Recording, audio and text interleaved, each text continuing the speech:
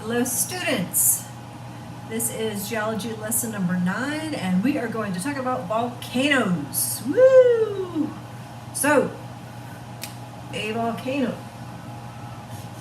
is really like a vent in the surface of the earth in which gas, ash, rock, and lava is released. And I want to go over the steps of how a volcano can be formed. So, if we look at a cross section of two plates, okay, so this one is going to be the continental plate. So in other words, a plate with land on it, and this is going to be an oceanic plate, so one with water, and they are converging. Okay, so in this case the oceanic is here, continental here, they're coming together. And remember, we converge if they're too continental, we can crash and form mountains like the Himalayas, or we can converge, and in this case we have continental and oceanic, we can have subduction. Okay, so this is the process of subduction. Now they're both going toward each other, but this plate is denser than this plate, so it will subduct. So the oceanic plate will subduct. So this is the plate, so this is the lithosphere. Okay, lithosphere, and underneath that we have the asthenosphere, which is part of the mantle, remember, and then inner core, or outer core, and then inner core. Okay, but let's just look at the plates here because that's what we're relating to. Okay, so this is lithosphere though. And the lithosphere, asthenosphere.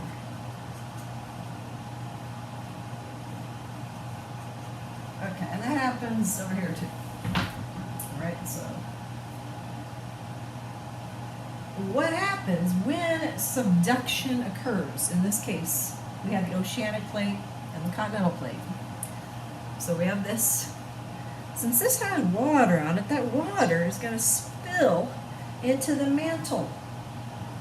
So this water here spills into the mantle. All right? So it spills water.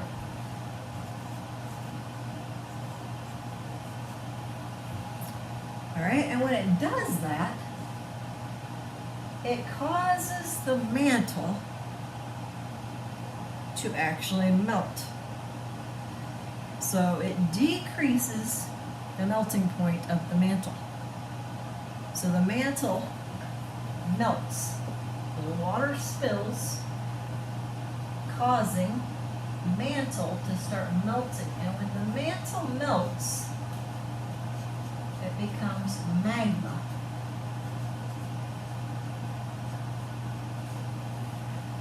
Forms magma.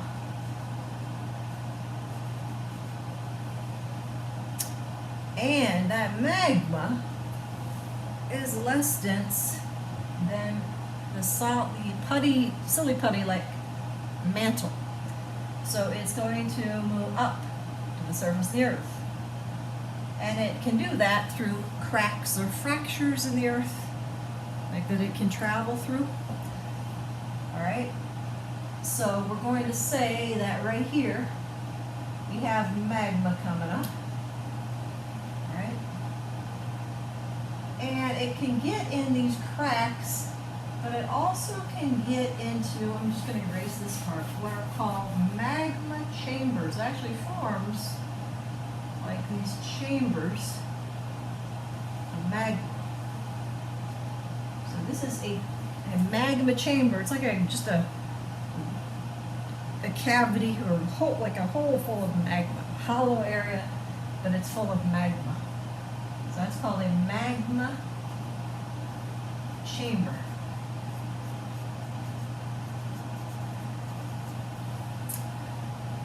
So that holds the magma.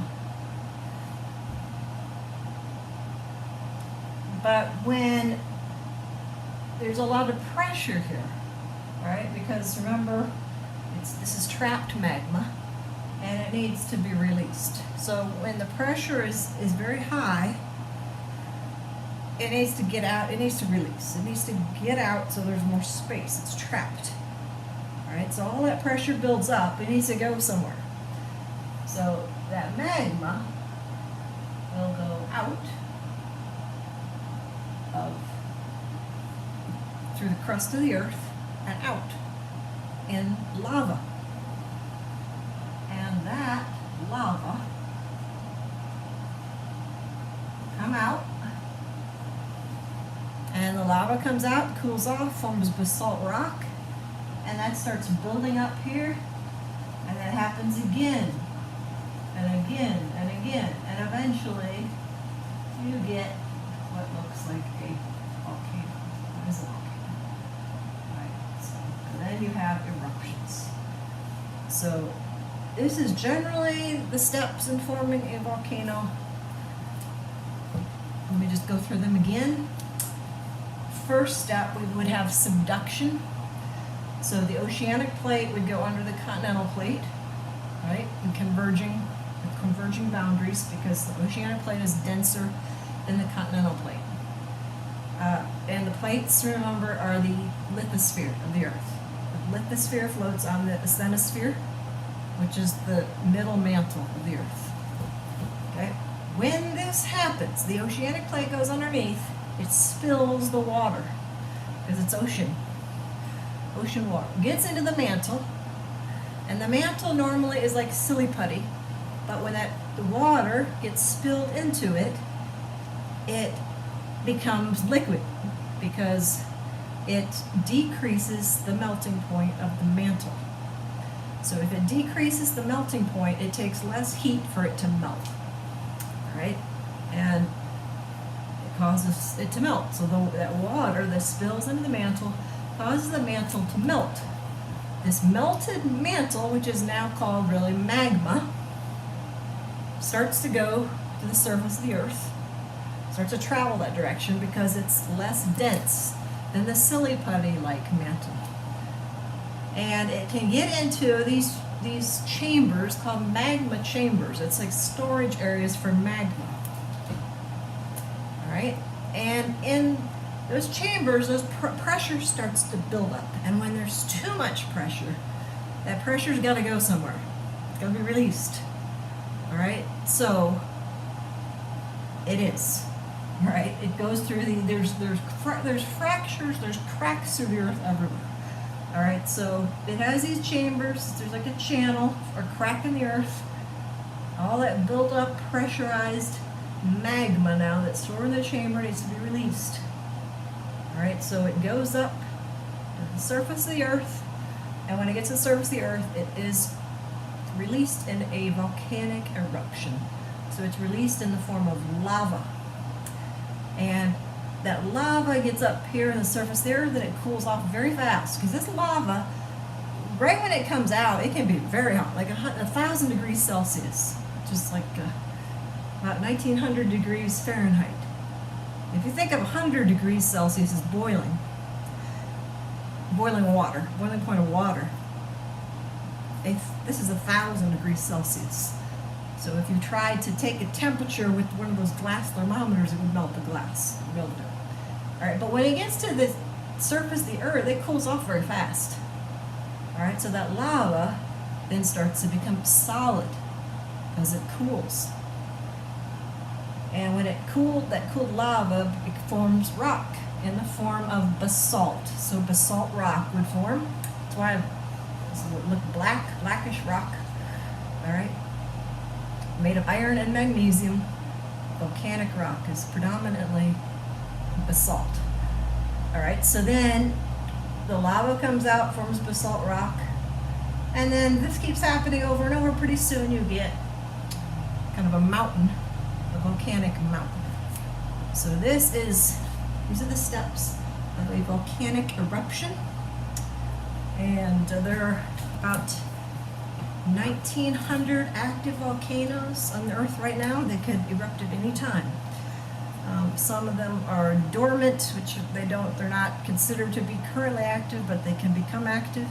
And then there are some volcanoes that have been classified as extinct, or they're no longer able to erupt. They no longer have that pressurized magma chambers underneath them.